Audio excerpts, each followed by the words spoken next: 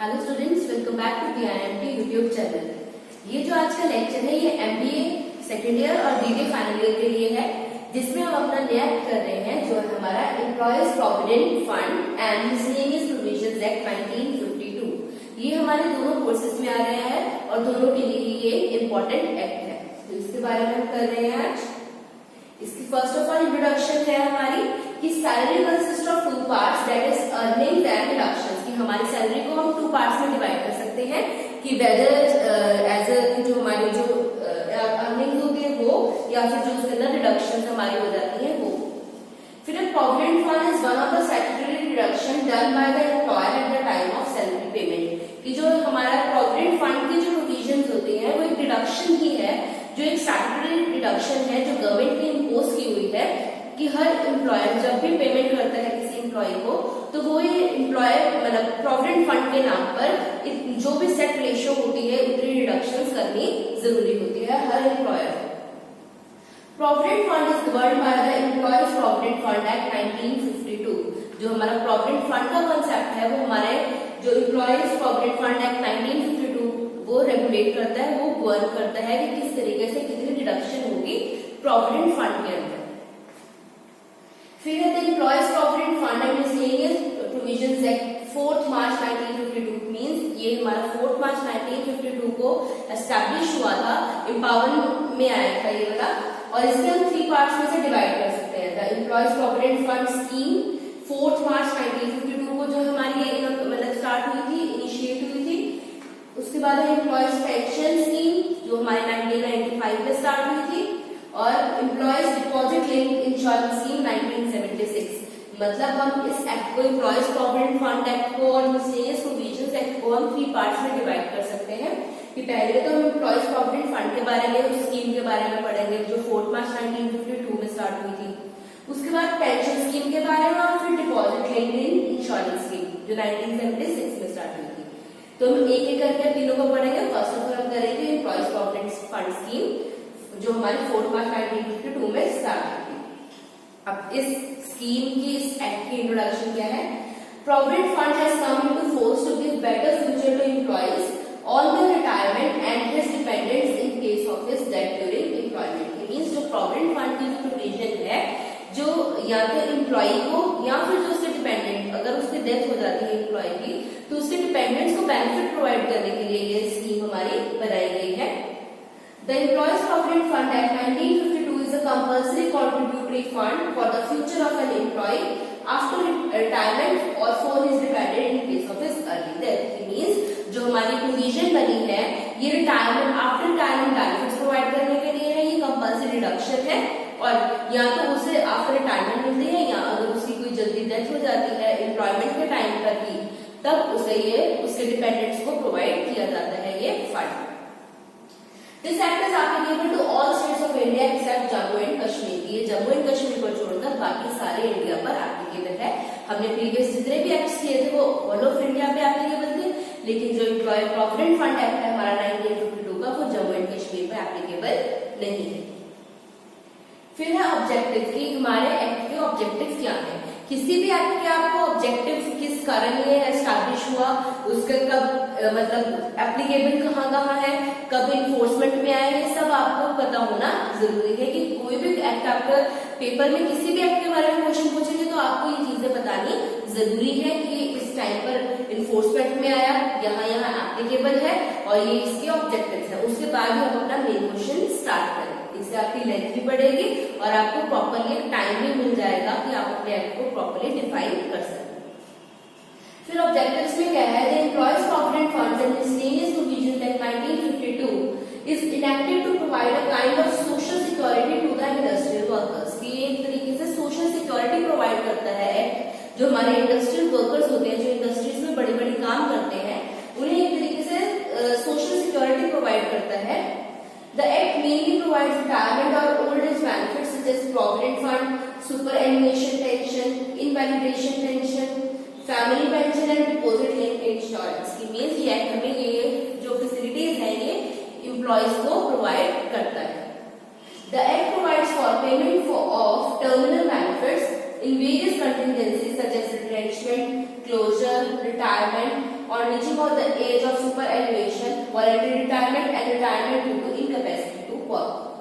Means ये terminal benefits भी provide करता है कि अगर हम रिटायरमेंट लेते हैं, सुपर एन्युएशन पे लें, मतलब पूरी जो हमारी रिटायरमेंट की एज होती है जब हम उसी टाइम पर ले रिटायरमेंट, या फिर बीच में किसी इनकेपेसिटी के कारण ले लें, या फिर वॉलंटरी रिटायरमेंट ले कि हमने अभी और आगे काम नहीं करना, हम वॉलंटरी रिटायरमेंट ले लेंगे।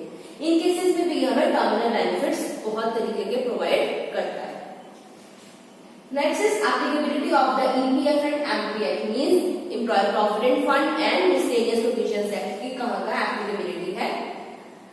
Every factory or establishment employing 20 or more persons from the date of its setup are covered under the Act under Section 1 subsection 3 कि कोई भी फैक्ट्री या एस्टैब्लिशमेंट है जहां पर 20 या 20 से ज्यादा लोग काम कर रहे हैं, वहां पर ये हमारा एक्ट एप्लीकेबल है।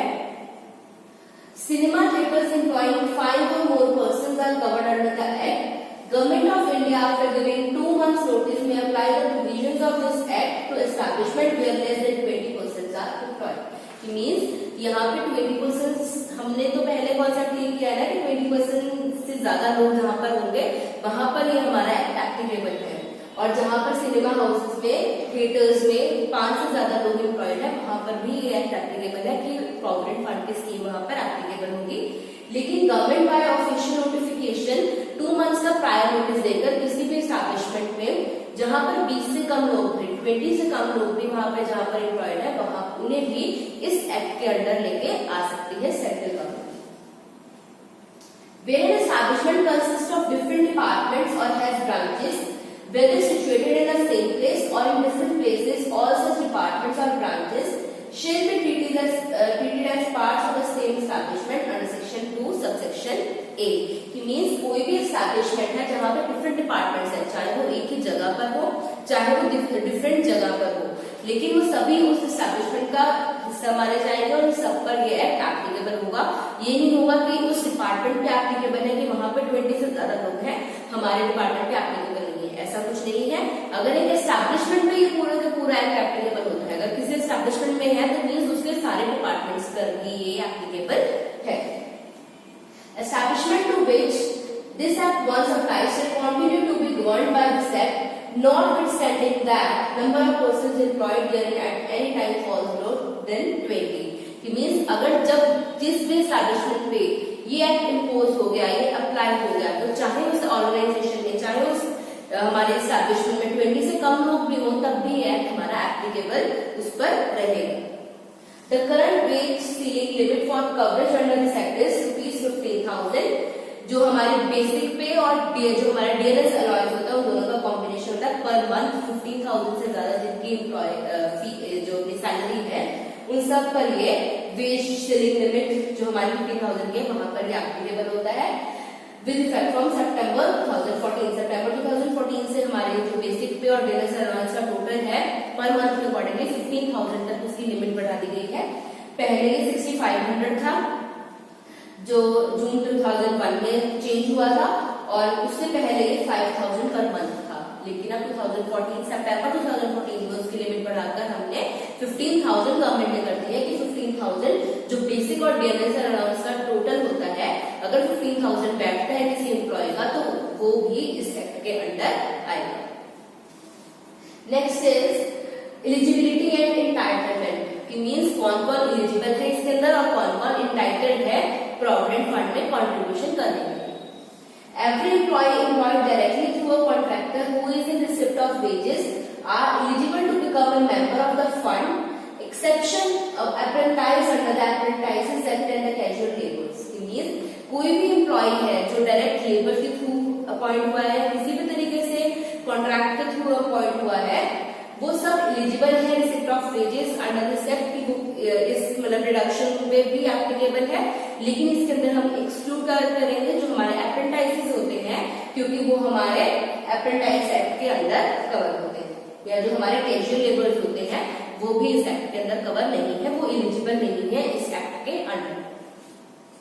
Irrespective of permanent or probationary employees, all employees are eligible for joining the PF scheme from the date of joining the service। Means जो परमानेंट है या प्रोबेशन जो एम्प्लॉयज है उन्हें छोड़कर चाहे वो जिस मर्जी कैटेगरी के हो, लेकिन जिस दिन से वो सर्विस ज्वाइन करते हैं वो पीएफ स्कीम के अंडर एलिजिबल हो जाते हैं अपने आप को अप्लाई करने के लिए।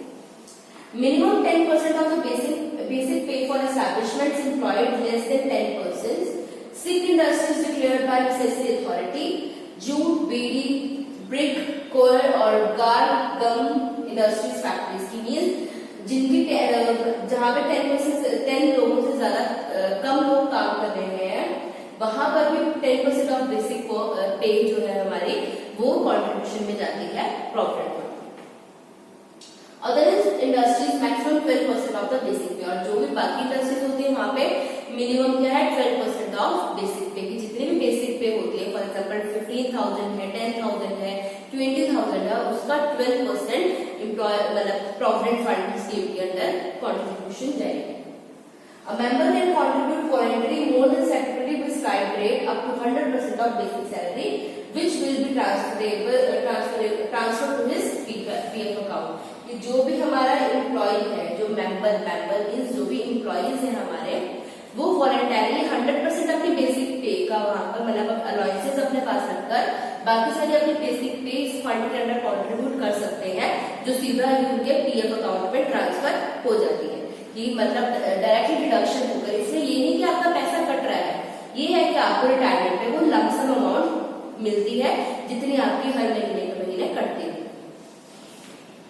नेक्स्ट है ना कैलकुलेशन की, किस तरीके से कैलकुलेशन होती है। 12% contribution by the employee is directly transferred to his provident fund account.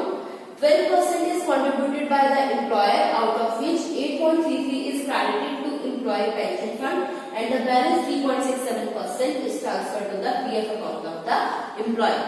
It means जो 12% कंट्रीब्यूशन एक एम्प्लॉय को तो देना ही पड़ता है, उसके साथ साथ 12% एम्प्लॉयर को भी देना पड़ता है, जो उसका एम्प्लॉय होता है जिसने उसे अपने अंडर जॉब पे रखा हुआ है।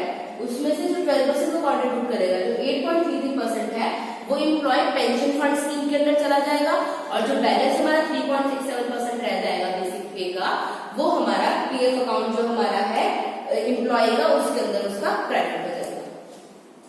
1.1% administration charges on total wages are payable by the employer, कि जितने भी एडमिनिस्ट्रेशन चार्जेस हैं उसका 1.1% भी एम्प्लॉयर को देना पड़ेगा टोटल वेजेस में।